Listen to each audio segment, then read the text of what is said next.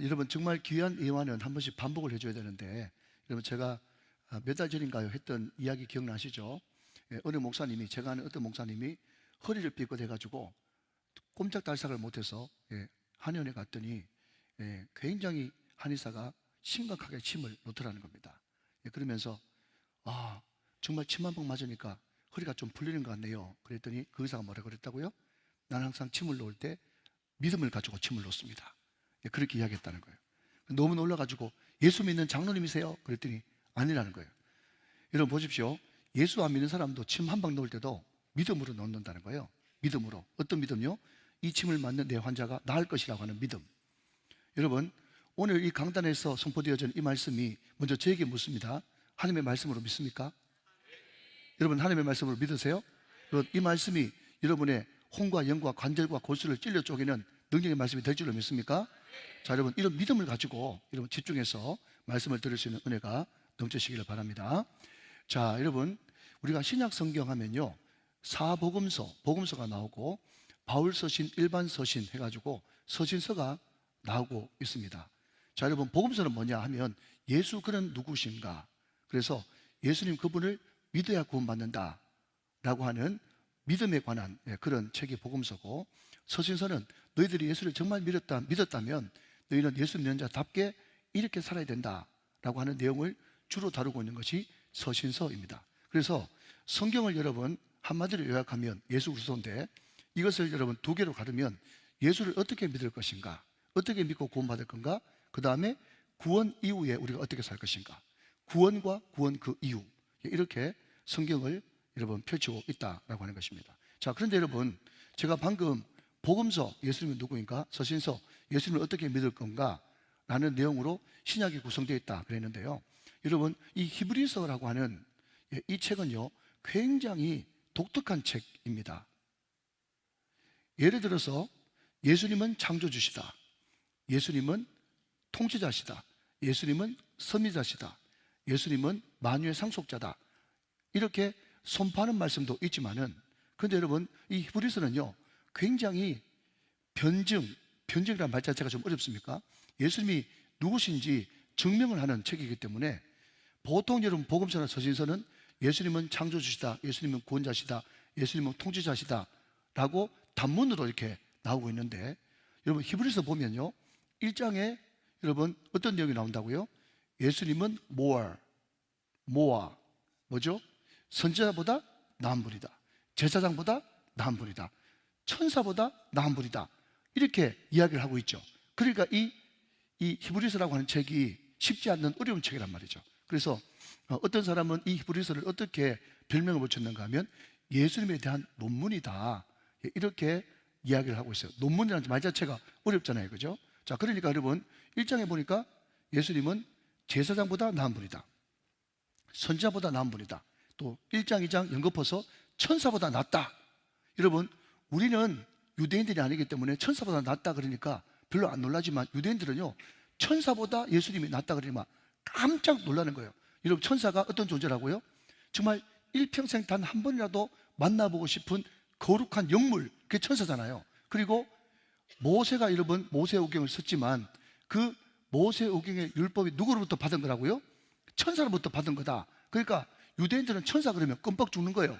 그런데 유대인들이 껌뻑 죽는 천사보다 예수가 더 나은 분이다 그러니까요 깜짝 놀라는 거예요. 자, 여러분 그게 2장이고 3장으로 넘어가니까 더 기절초풍할 이야기는 뭔가 하면 예수는 모세보다 더 위대하다, 그렇게 이야기하니까 모세 깜빡 넘어가는 거예요. 자, 여러분 유대인들은 여러분 모세오경, 창출레미신, 이게 뭡니까? 자기들 전부예요. 토라예요. 구약의 전부란 말이죠.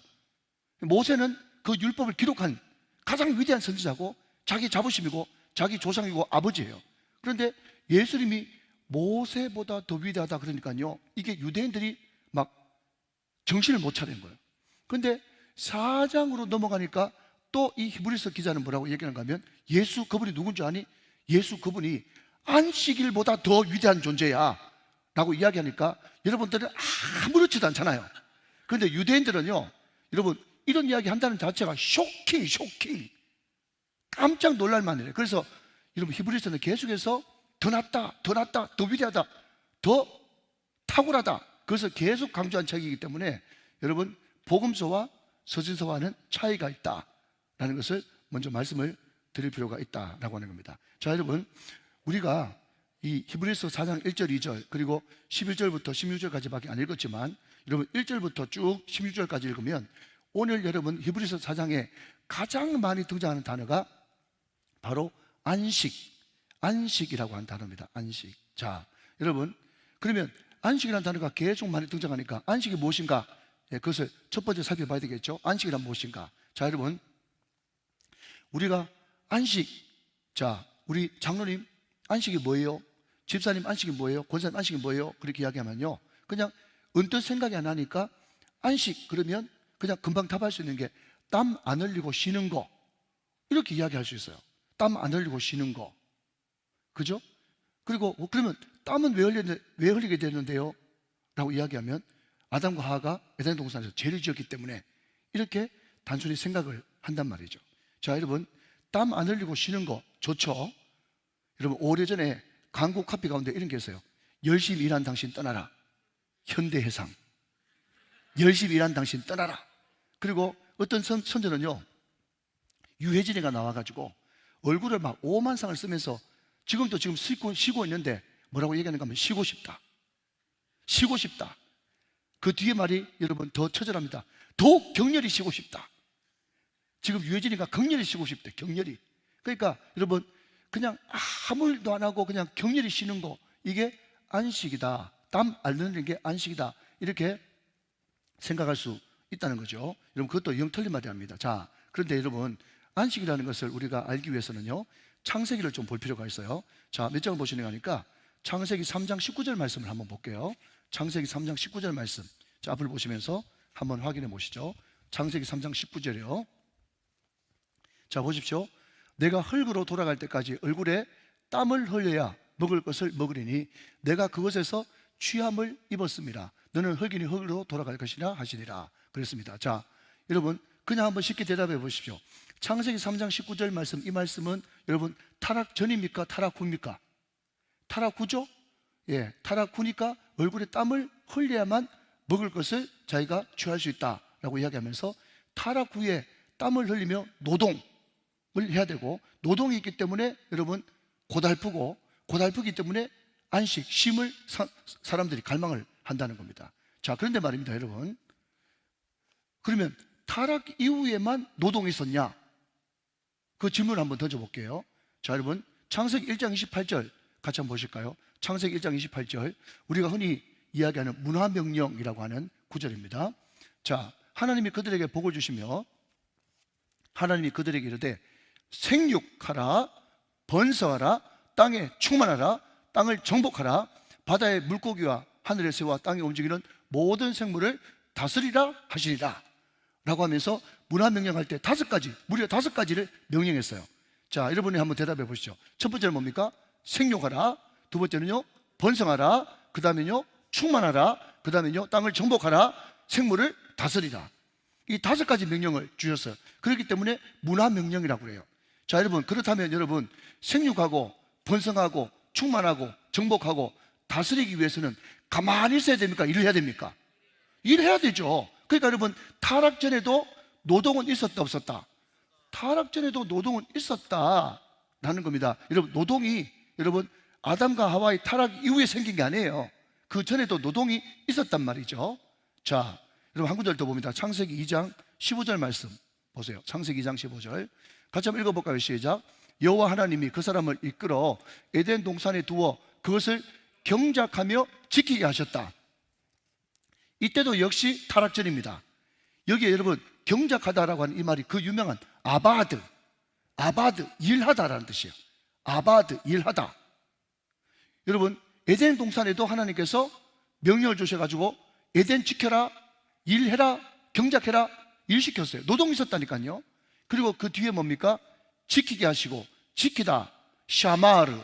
그러니까 여러분, 이 창세기 2장 15절 말씀이 굉장히 유명한 구절인데, 아바드, 경작하다, 지키다, 샤마르, 이 정도로는 여러분 좀 기록해놓고 암송해 주시면 좋겠단 말이죠. 근데 여러분, 이 샤마르가 뭔가 하면 보존하다, 돌보다, 존재케 하다. 다시요, 보존하다, 돌보다, 존재케 하다, 이런 뜻이거든요. 그러니까 여러분, 에덴 동산에도 노동이 있었어요, 있었어요? 노동이 있었습니다. 그도 땀을 흘렸어요. 그러면 여러분, 타락 전의 노동과 타락 이후의 노동은 똑같이 일하는 것인데, 똑같이 땀 흘리는 것인데, 여러분, 죄가 들어오고 난 뒤에 노동의 의미가 완전 바뀌어버린 거예요. 여러분, 예를 들면요, 아빠가 자녀들을 위해서, 가족들을 부양하기 위해서 노동하고 일하는 거 굉장히 아름답고, 여러분 힘들어도 어려워도 여러분 그 노동은 가치 있고 여러분 사랑스러운 것입니다. 그런데 자기가 열심히 자기 일, 하나님이 아니라 자기 일, 내일 여기서 이야기하는 것은요, tomorrow, 내일이 아니고 my job, 내 일을 위해서, 여러분 오직 내 잘 먹고 잘 살기 위해서 자기만을 위해서 일하는 것, 여러분 그것은 얼마나 고통스럽고, 자기의 일이 잘 되기 위해서 얼마나 많은 사람들을 착취하고 많은 사람들을 여러분 고통스럽게 만드는 겁니까? 여러분, 타락 이후에 많은 하나님이 없는 사람들의 노동은 바로 착취와 억압의 노동이었다는 거예요. 그런데 여러분, 타락 전의 노동은 뭐죠? 하나님의 뜻을 이루어드리고 하나님의 에덴 동산을 가꾸는 노동이었기 때문에 그것은 신성하고 보람있고 알찬 노동이었다. 그러니까 여러분, 안식이라고 하는 이 개념을, 지금 안식이라고 하는 이 개념을 설명하려고 노동이라는 이야기를 지금 하고 있지 않습니까? 그렇기 때문에 안식이라고 하는 이것은 마냥 땀 흘리지 않고 그냥 등 따시고 배부르게 누워가지고 마냥 쉬고 누워있는, 늘어져 있는 그것이 안식이 아니다라는 것을 말씀하고 있다는 거죠. 여러분, 안식일을 기억하여 그렇게 지켜라 라고 하는 것을 다시 한번요, 사계명인데 그것을 중간에 딱 놓고 그 안식일에 여러분 모든 것을 내려놓고 쉬지 않습니까? 왜 쉴 수 있습니까? 자, 여러분, 안식은 세 가지 의미가 있는 거예요. 첫 번째는요, 여러분 쉬니까 맡기는 거죠. 쉬니까 맡겨요. 그리고 두 번째로요, 맡기니까 하나님이 완성하세요. 여러분, 마가복음에 보면요, 이런 이야기 했습니다. 농부가 씨를 뿌려놓고 밤새도록 그 씨 뿌려놓은 그 곡식을, 나락을 보면서 언제 이것이 크냐, 언제 이것이 크냐 하면서 감시한다고 그 나락이 자라드냐? 농부는 뿌려놓고 그냥 내버려 두기만 하면 밤낮으로 주님께서 자연스럽게 그 나락과 농사가 되게 하신단 말이죠. 여러분, 그러니까 뭐죠? 여러분, 노예는 절대로 쉬지 못합니다. 430년 동안 노예 생활을 했던 이스라엘 백성들은 430년 동안 노예한테는 안식이 없어요. 하나님이 안식일을 기억하셔서 그렇게 지키라고 하는 이 말은 뭔가 하면, 너희들이 이제는 더 이상 노예가 아니라 자유민이라는 것을 의미하는 것이고, 이제 너희들이 네 일을 붙들고 있는 그것을 하나님 앞에 맡길 수 있는 아버지가 생겼단 말이고, 그렇기 때문에 여러분, 하나님께 맡기는 것이 안식이고, 맡길 때 하나님이 완성하는 것이 안식이고, 하나님께서 맡아주시기 때문에 맡아주신 그분을 예배하기 때문에 안식인 거예요. 그러니까 여러분, 안식이라고 하는 개념을 이야기할 때 여러분 개념 정리를 잘해야 되는데, 안식 그러면 항상 세 가지가 머리에 떠올라야 되는데, 안식은 맡기는 것이다, 안식은 하나님이 완성하는 것이다, 안식은 하나님께 예배 드리는 것이다. 자, 여러분 지금 예배 드리고 있죠? 자, 대답하셔야 됩니다. 예배 드리고 있죠? 여러분, 예배 드리고 있는데 막 일하는 사람 있어요? 아무도 없어요. 맡기니까 예배할 수 있는 거예요. 그러니까 여러분, 지금도 자기 일을 못 놓고 자기 일에 몰두해가지고 여러분 서류 뭉치를 이만큼 쌓아가지고 집에 가져가지고 지금 일하는 사람 있잖아요. 자기 출세와 자기 돈을 위해서. 이야기하니까 그 이야기가 생각나네요. 이야기는 뭐고 그 이야기는 뭐냐? 여러분, 어제 정필도 목사님 사주기가 됐거든요. 그래서 이제 수인호교회 또 그 창원 공원무역에 가가지고 같이 수인호교회에서 주관하는 그 예배를 드리고 왔는데, 그 정필도 목사님이 늘 설교 시간 때 했던 이야기가 있어요. 그분이 경기중학교, 경기고등학교 나왔지 않습니까? 그런데 자기 친구 중에 너무너무 공부를 잘하는 친구가 있었대요. 그분도 자기하고 같은 교회를 다니는데, 자기 엄마가 학구율이 얼마나 높은지 고3이 딱 되니까 말이죠. 고3이 딱 되니까 자기 친구인데, 뭐 예를 들면 뭐 그 친구가 이름이 성우라고 합시다. 장로님 용서하시고요. 성우가, 그죠? 이제 공부를 너무너무 잘하고 막 서울대는 따놓은 당산인데, 이게 서울대 합격 정도가 아니라 서울대 수석을 이제 노리는 거예요. 그래가지고 이 성우 엄마가 말이죠, 자기 아들 성우를 교회 못 가게 만드는 거예요. 그런데 이상하게 모의고사 치고, 여러분 그냥 옛날에 그냥 뭐라 그랬습니까? 그게 뭐 아이템플입니까? 뭡니까? 아무튼 이런 모의고사만 치면 막 그냥 무조건 다 만점이에요. 무조건 다 만점인데 이상하게 여러분 본고사에만 딱 들어가면 한 해는 눈이 안 보이고, 한 해는 배가 아프고, 한 해는 머리가 너무 아프고, 그래가지고 서울대 재수, 삼수, 사수, 오수까지 했는데도 여러분 서울대 못 들어가는 거예요. 제가 그 이야기 100번 들었어요. 100번. 여러분 어떤 사람은요, 그냥 주일까지 열심히 일하고, 여러분 자기가 아둥바둥하게 그래서 사는데 나중 돼가지고는요, 여러분 그 돈을 이런저런 모양으로 다 그냥 날려버리고 아무것도 없는 그런 사람들을 우리 주변에서 얼마나 많이 봅니까? 여러분 왜 그렇습니까? 여러분 믿지 못하니까 맡기지 못하는 거예요. 안 맡기니까 여러분 하나님께서 일하지 않는 것입니다. 맡기면 God works, 하나님 일하시는데, 여러분 믿으니까 맡길 수 있고, 맡기니까 주님께서 책임져 주시고, 그러니까 우리는 그 하나님께 예배를 하는 겁니다. 그 이름은 그게 안식이에요. 자, 그럼 다시 한번, 안식은 세 가지 개념. 첫 번째는 맡긴다, 두 번째는 완성한다, 세 번째는 예배한다. 이 세 가지 의미가 안식이라고 하는 개념에 들어가 있다라고 하는 겁니다. 자, 그래서 여러분 주일날 모든 것을 다 맡기고 안식합니다. 여러분 4계명의 안식이에요. 안식을 중간에 턱 놓고 다시 한번요, 1계명부터 3계명까지 하나님을 향해서는 경외하고, 이웃을 향해서는 사랑하고, 물건을 향해서는 사용하고, 다시요, 하나님을 향해서는 뭐라고요? 경외하고, 이웃은요 사랑하고, 물건은 사용하고. 이것이 여러분 예배를 잘 드리고 믿고 맡길 때, 하나님이 완성하실 때 우리에게 주시는 축복이라는 거예요. 그런데 여러분 안식일을 기억하여서 예배를 드리지 않으면 어떤 일이 벌어집니까? 하나님을 자꾸 이용하려고 그래. 경외하는 것이 아니라 하나님을 이용하려고 그러고, 여러분 이웃은 사용하려고 그러고, 물질을 경외하는 거예요. 여러분 그게 엉망진창 뒤죽박죽이 되어버리니까 모든 것이 흐트러져 가지고 제대로 되는 것이 하나도 없고 만사불통이란 말이죠. 자, 여러분 보십시오.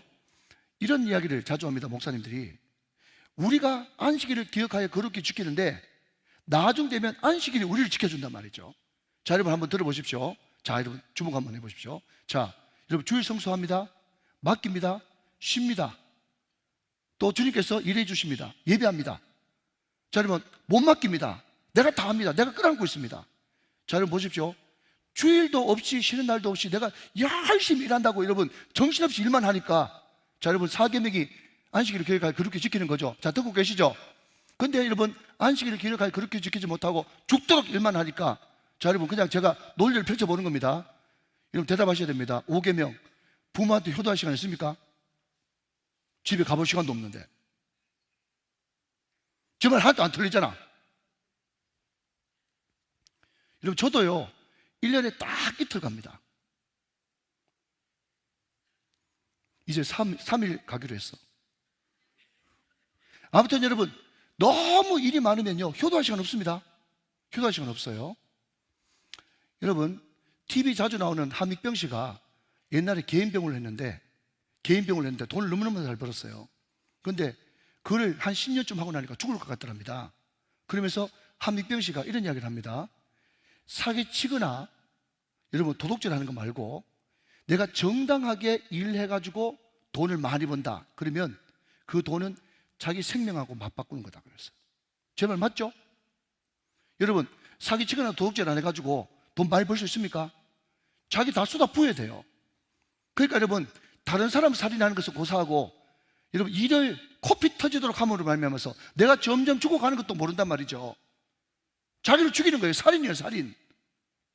안식이 없으면 그렇게 된단 말이죠.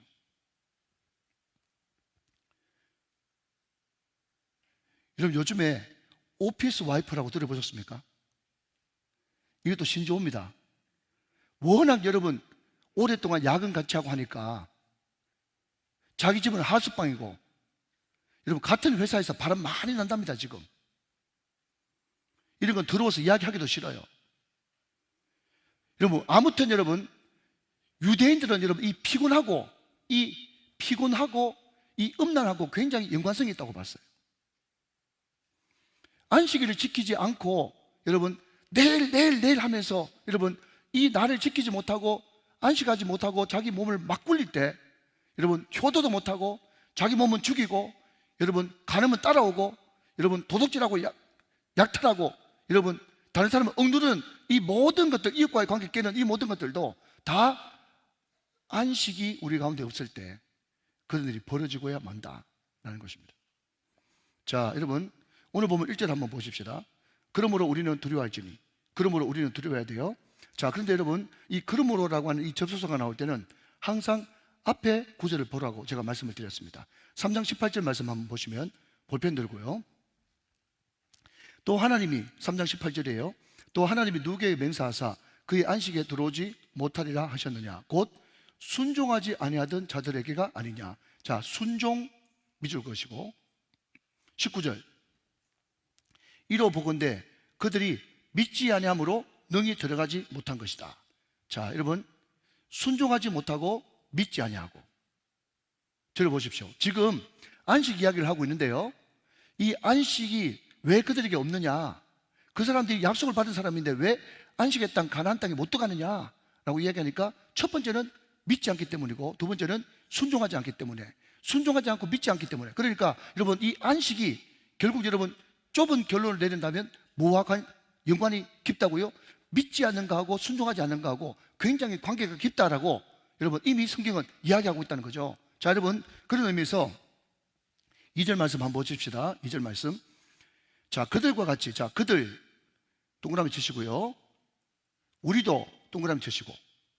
자, 그들이 누구냐면 광야에서 여러분 분명히 약속의 말씀을 믿고 여러분 광야로 나왔는데 가나안 땅 안식에 들어가지 못하고 광야에서 다 죽은 사람, 조상들, 유대인들의 조상들, 그들 그리고 우리는 누굽니까? 지금 여러분 개종한 크리스찬들, 그죠? 지금 이 시대 상황이 어떻다고요? 유대교를 믿는 사람들은 놔두고 예수 믿는 사람들은 핍박하는 이 상황, 그리고 많은 사람들이 예수 믿었다고 하는 그 이유만으로 사자밥이 되고 여러분 그냥 사람을 산채로 태워 죽이는 이런 급박한 핍박 가운데 있는 그 사람들한테 지금 이야기하는 겁니다. 그리고 또한 오늘 우리들에게 이야기하는 거예요. 그들과 같이 우리도 복음 전함을 받은 자이나, 맞죠? 우리도 복음을 전한 자, 받은 자 맞죠? 그 말씀이 그들에게 유익하지 못한 것은 듣는 자가 믿음과 결부시키지 아니함이라. 자, 밑줄 그으십시오. 듣는 자가 믿음과 결부시키지 아니함이라.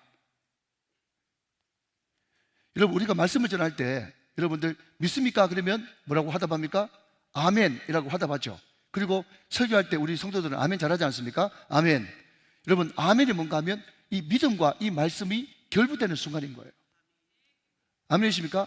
여러분 이 말씀이 여러분 믿음은 들으면서 나고 들으면 그리스도의 말씀에서 나는데 여러분 이 말씀이 믿음과 결부되지 않기 때문에 결국 그 광야에 있는 사람들, 결국 여호수아와 갈렙 빼놓고 나머지 열정탐꾼은, 그리고 출애굽 1세대는 다 광야에서 죽었습니다. 왜 죽었습니까? 여러분 믿지 않았기 때문에, 순종하지 않았기 때문에, 그 말씀을 믿음과 결부시키지 못했기 때문에 다 광야에서 죽었던 거예요. 여러분 우리도 마찬가지입니다.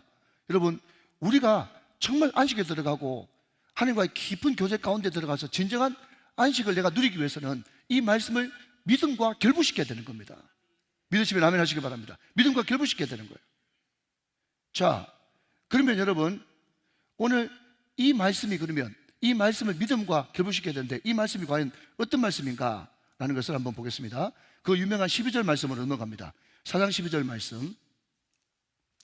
하나님의 말씀은 살아있고 활력이 있어 좌우의 날선 어떤 것보다 예리하여 혼과 영과 및 관절과 골수를 찔러 쪼개기까지 하며 또 마음의 생각과 뜻을 판단하나니, 그렇게 하겠습니다. 자, 여러분 우리는 이 구절만 딱 띄어서 여러분 보기 때문에 야, 하나님의 말씀이 끝내준다, 이 말씀이 얼마나 살아있고 활력이 있고 에너지가 넘쳤으면 혼과 영과 및 관절과 골수를 찔러 쪼개기까지 하겠느냐 하면서 이 말씀을, 이 구절을 하나님의 말씀이 능력이 있다라는 그런 것으로 받아들입니다. 그 말씀이 좀 틀린 것 아니에요. 그런데 이 말씀을 문맥상으로 봤더니 여러분 이 말씀을 믿음과 결부시켜야 되는데, 그럼에도 불구하고 이 말씀은 얼마나 엄청난 말씀인가 하면요, 이 말씀은요 뭐라고요? 12절 말씀 다시 보니까 어떤 날선 것보다 이래가지고 혼과 영과 및 관절과 골수를 찔러 쪼개기까지 하고 마음의 생각과 뜻을 다 판단해가지고, 여러분 이 말씀이 엄청난 말씀이기 때문에 이 말씀 앞에서, 여러분 문맥상으로 이런 뜻입니다. 이 말씀 앞에서 어떤 누구도 여러분 그 말씀 가지고 100% 순종한 사람 없고, 그 말씀 100% 믿은 사람 없고, 그렇기 때문에 그 말씀에 비춰볼 때, 그 예언한 말씀에 비춰볼 때, 그 말씀의 기준으로 볼 때는 어떤 사람도 안식에 들어갈 사람이 한 명도 없다라는 것을 이야기하는 구절이란 말이죠.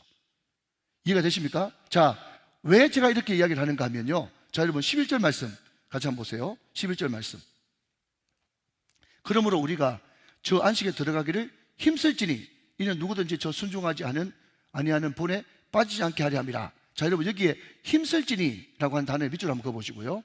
자, 힘쓸지니라고 하는 이 단어가 헬라어로 스프타조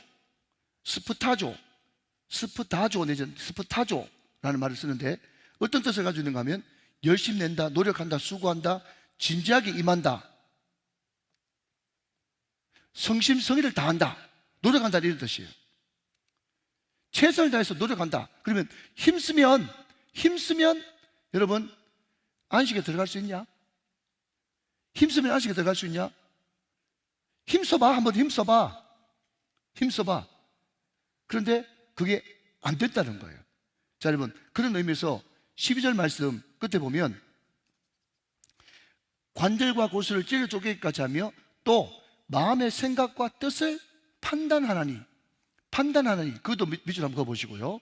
자 여러분, 이 판단하나니라고 하는 이 단어도 그냥 한번 들어보십시오. 잊어버려도 괜찮습니다. 예. 크리티코스라고 하는 단어를 썼는데, 여러분 이것은 판결하다라고 하는 법정 용어입니다. 법정 용어. 자, 조금만 더 여러분 들어보시기 바랍니다. 자, 여러분 13절 말씀 한번 봅시다. 13절 말씀까지 들으시면 확실할 거예요.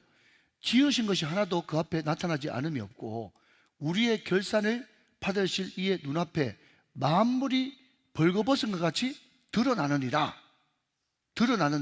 자, 드러나느니라. 거기도 밑줄 한번 그어보시고요. 드러나느니라. 자, 한 번만 더 들으십시오. 드러나느니라. 헬라어로 트라켈리조라는 단어를 쓰는데, 자 여러분, 이 드러나느니라, 이게 트라켈리조라는 단어인데, 이 단어가 참 재밌는 것은요, 레슬링 단어랍니다. 레슬링 단어. 여러분 고대에도 레슬링이 있었잖아요. 무슨 말인가 하면, 여러분 혹시 좀 어려운데 헤드락 아십니까? 여러분 헤드락 아시죠? 그냥 머리를 꽉 끼고 있으면 여러분 너무 압박감이 되지 않습니까? 그래서 막 이제 머리가 너무너무 깨질 것 같으니까 항복하면서 이제 태그라 그러죠. 그죠? 태그를 하면 그 사람이 이제 항복 진호를 하면 여러분 이 사람이 확 이렇게 돌려가지고 내동댕이 치는 거예요. 그러니까 헤드락 걸려져 있다가 항복하니까 이제 내동댕이 체제다, 이런 뜻이에요. 그러니까 여러분 힘씁니다. 어디에 들어가려고? 안식에 들어가려고.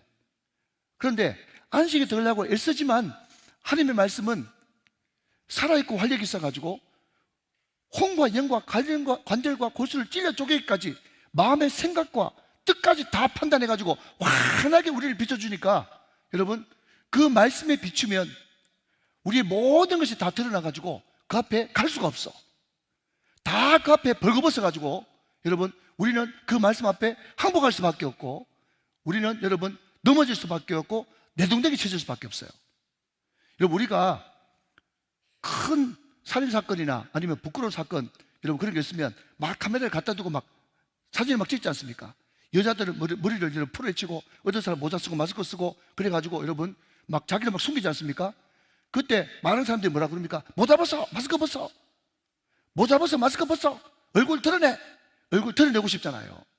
그만큼 여러분 우리는 그 말씀 앞에 부끄러워서 견디지 못하는 그것이 우리의 모습이고, 우리 힘으로는 절대로 믿음과 결부도 못 시키고 안식에 들어갈 수도 없는 그런 입장이 되어버린 겁니다. 그러면 여러분, 마지막 결론이 뭡니까? 그러면 어떻게 하면 좋은데 얘?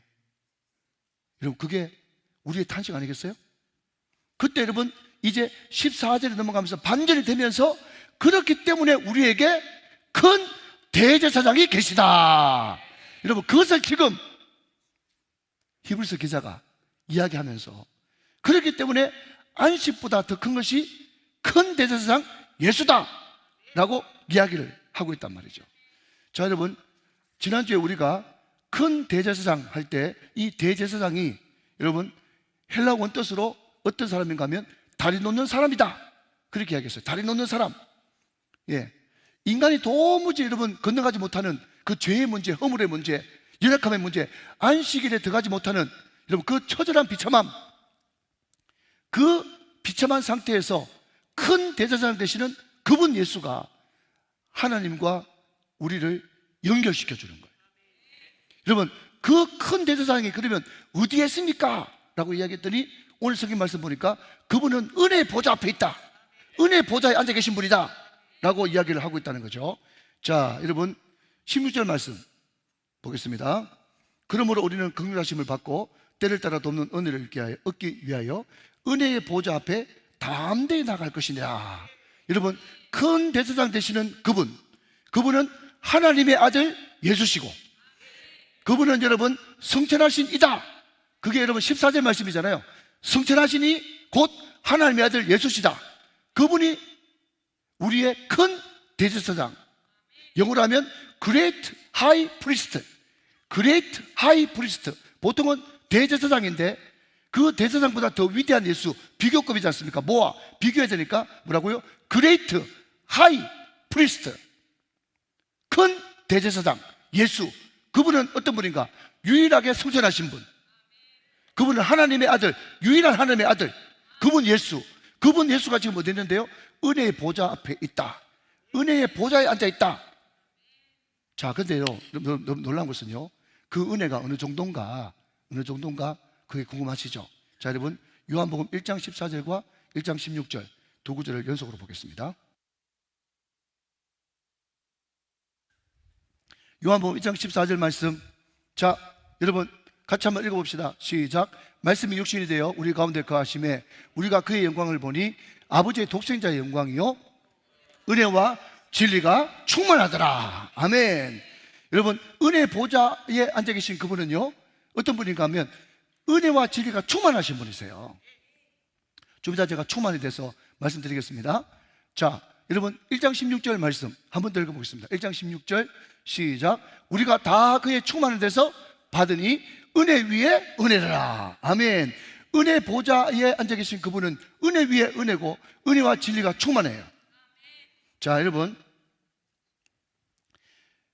은혜와 진리가 충만하다, 은혜 위에 은혜다, 이것을 그냥 제가 설명을 잠깐 1분 안에 하겠습니다.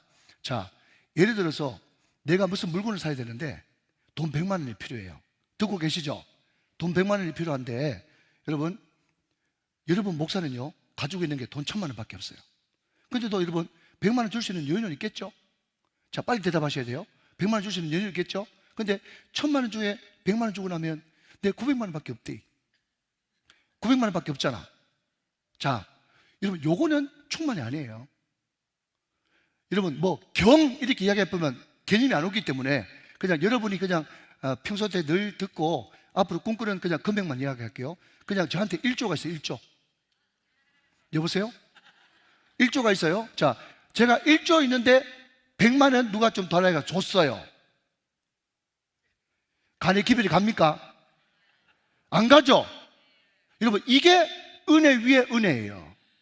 아무리 여러분들이 예수님의 보좌 앞에 와서 은혜를 빼내가도 그분의 은혜는 마르지 않습니다. 은혜와 진리가 충만하더라. 은혜 위에 은혜라. 여러분, 그분은 은혜 보좌에 계신 분이세요.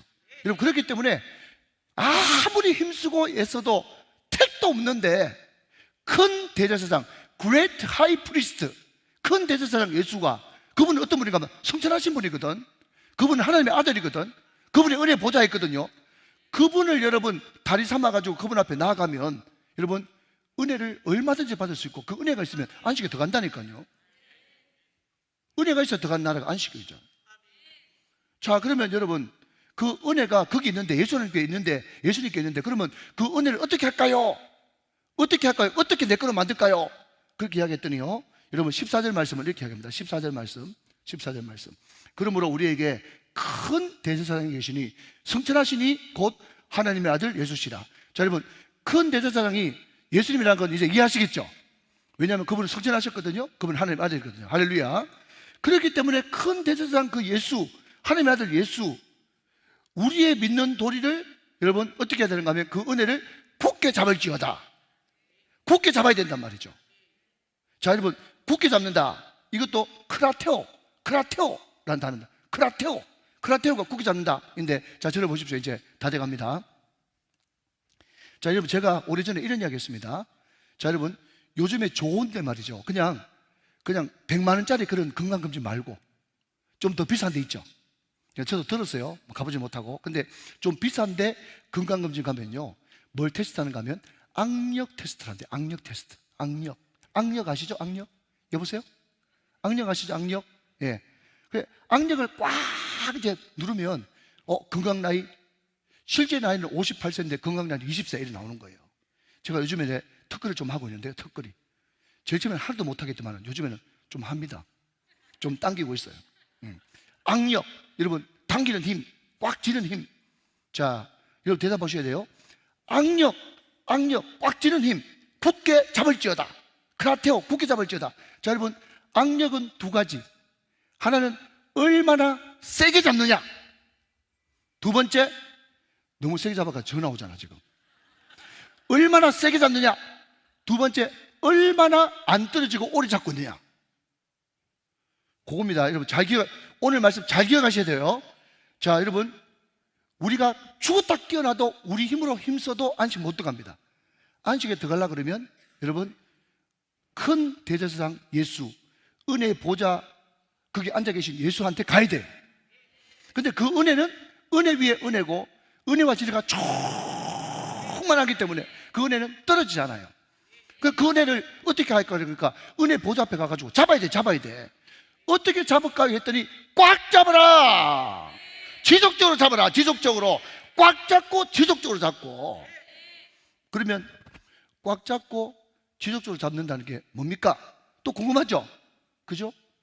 그러면 여러분 3장 1절 말씀, 히브리서 3장 1절. 꽉 잡는 게 뭔데요? 그래, 항상 여러분 말씀은 궁금한 순서 들어가는 거예요. 자, 꽉 잡는 게 뭔데요? 그러므로 함께 하늘의 부르심을 받은 거룩한 형제들아, 우리가 믿는 도리의 사도시며 대제사장이신 예수를 깊이 생각하라. 여러분 예수를 깊이 생각하는 거, 이게 꽉 잡는 거예요. 견고히 잡는 거예요. 그럼 또 궁금하죠? 뭐가 궁금합니까? 그러면 도대체 깊이 생각한다는 게 어떻게 생각하는 겁니까? 그랬더니 세 가지 버전을 이야기하는데, 서펄전 목사님은 15분에 한 번씩 생각해라. 15분에 한 번씩. 이기풍 목사님 사모님인 윤함애 사모님은 5분에 한 번씩 예수를 잊어버리지 마라. 얼마 전에 부흥에 왔던 이근정 목사님은 신호등 끊을 때마다 생각해라. 여러분 다 궁금한 순서대로 이제 가는 거예요. 아시겠죠? 그게 예수를 깊이 생각하는 거예요. 자, 여러분 그러면 그 예수를 깊이 생각하기 위해서 우리가 어떻게 됩니까? 16절 말씀 한 번 더 봅니다. 16절 말씀. 그러므로 우리는 긍휼하심을 받고 때를 따라 돕는 은혜를 얻기 위하여 은혜의 보좌 앞에 담대히 나아갈 것이니라. 아멘, 아멘. 여러분 은혜의 보좌 앞에 담대히 나아가야 된단 말이죠. 담대히 나아가야 된다. 담대히. 그래서 기독교를 여러분 담대히 나아가는 종교라고 그렇게 이야기해요. 담대히 나아가는 종교. 자, 여러분 담대히 그러면 떠오르는 구절 하나 있어야 됩니다. 요한 1서 5장 14절 15절 말씀 한번 보겠습니다. 자, 요한 1서 5장 14절 15절 말씀 봅니다. 자, 같이 한번 읽어볼까요? 시작. 그를 향하여 우리의 가진 바 담대한 것이 이것이니 그의 뜻대로 무엇을 구하면 들으십니다.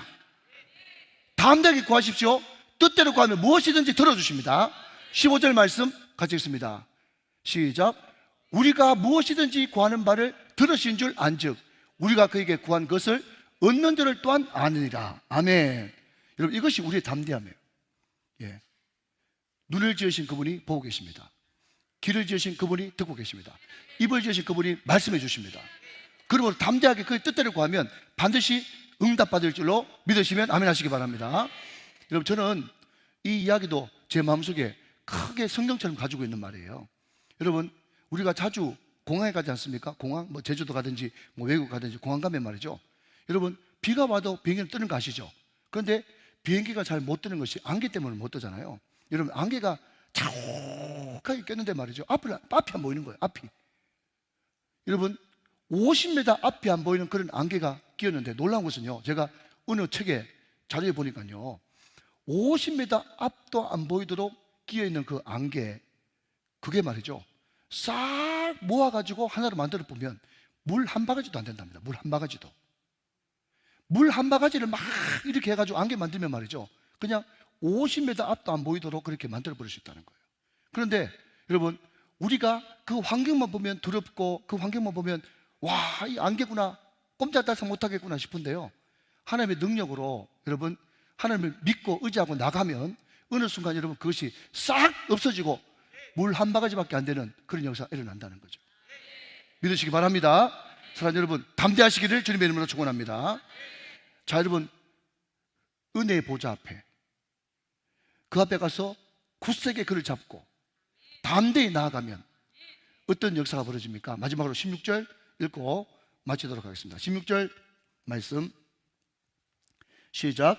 그러므로 우리는 긍휼하심을 받고 때를 따라 돕는 은혜를 얻기 위하여 은혜의 보좌 앞에 담대히 나아갈 것이니라. 아멘. 여러분, 은혜의 보좌 앞에 담대히 나아가서 그를 굳세게 붙들면 여러분 어떤 은혜를 받는가 하면 하나님 우리를 불쌍히 해준다는 거예요. 긍휼히 해주신다, 불쌍히 해주신다. 그리고 하나는 때를 따라 돕는 은혜를 받는다. 때를 따라 돕는 은혜. 여러분, 때를 따라 돕는 은혜, 여기서 얘기하는 때는요, 한 번만 더 하실까요? 오늘 기왕 헬라어 많이 했으니까 한번 따라 합시다. 이번에 발음하기 좋습니다. 유카이로스. 시작. 유카이로스. 유카이로스. 유는 유토피아 할 때 유, 복음 유앙겔리온 할 때 유는 좋다는 뜻이에요. 토부, 선하다, 좋다 이런 뜻이에요. 유, 좋은, 카이로스, 시간. 크로노스는 혼돈한 시간, 카이로스는 하나님의 때. 그러니까 유, 카이로스, 이게 때, 때를 따라 돕는 은혜예요. 때. 여러분, 우리가 은혜의 보좌 앞에 담대히 나가서 하나님의 말씀을 굳세게 잡고 은혜를 받게 되면요, 여러분, 이상하게 하나님께서 때를 얻든지 못 얻든지, 디모데후서 4장 2절, 때를 얻든지 못 얻든지 할 때 그 때도 유카이로스예요.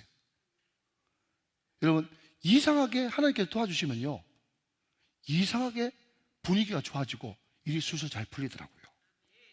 여러분, 며칠 전에요, 제 아내하고 이제 4월 달에 결혼하는 그 예비 신혼부부하고 이렇게 둘이 앉아서 이야기를 하는데요, 그냥 한 3, 40분 정도 이야기했는데 하나님께서 온화한 분위기를 주시고, 여러분 아멘 좀 해주시면 좋겠습니다. 훈훈한 동풍을 불게 하시니까요, 그냥 40분밖에 이야기를 안 했는데 너무 분위기 좋아지면서, 아니 그 친구가 저보고 아버지라고 그러잖아요. 여러분, 제가 네 아버지 돼, 너 목사다, 너 이제부터 목사님을 아버지라고 불러라, 나이도 너 아버지하고 비슷하잖아, 이렇게 이야기한다고 아버지라고 부르겠어요? 그러니까 하나님께서 여러분 좋은 때를 허락하시니까 여러분 유카이로스, 너무 좋은 시간이 되는 거예요. 사랑하는 여러분, 하나님께서 말씀과 기도에 충만하고 믿음이 충만하면요, 항상 우리에게 유카이로스의 시간을 주십니다. 인간관계도 좋아지고요, 여러분 짧은 시간에 여러분 만나도 계약이 성사되고 모든 것들이 잘 되는 역사가 일어나요. 우리 젊은 집사님도 지금 사업을 하고 있는데요, 항상 저한테 와서 한 번씩 이야기합니다. 뭐라고 얘기하니까, 목사님 이상합니다, 지금 저희 어깨가 다 어려운데 이상하게 꼬리를 물어가지고 그냥 하루 이틀 만에 그냥 계약이 척척 이루어지는데 지금 계약이 5개가 한꺼번에 막 됐대. 나무집구석 이야기는 죽어도 하면 안 해요. 예. 그러니까 여러분, 그것도 유카이로스 아닙니까? 때를 얻든지 못 얻든지. 예. 여러분, 하나님께서는 이런 분이기 때문에 여러분이 은혜 보좌 앞에 가서 그분 앞에 담대히 나가고 그 은혜를 여러분 꽉 붙들고 지속적으로 붙들고 있으면요, 때를 따라 돕는 은혜를 주십니다. 그러면서 여러분, 하나님이 우리에게 확인받고 싶어 하는 거예요. 자, 마지막으로 마태복음 7장 7절부터 11절까지 읽고 마치도록 하겠습니다. 마태복음 7장 7절부터 11절. 구하라 그리하면 너에게 주실 것이요, 찾으라 그리하면 찾아낼 것이요, 문을 두드리라 그리하면 너에게 열릴 것이니, 구하는 이마다 받을 것이요, 찾는 이는 찾아낼 것이요, 두드리는 이에게는 열릴 것이니라. 9절부터 11절 시작.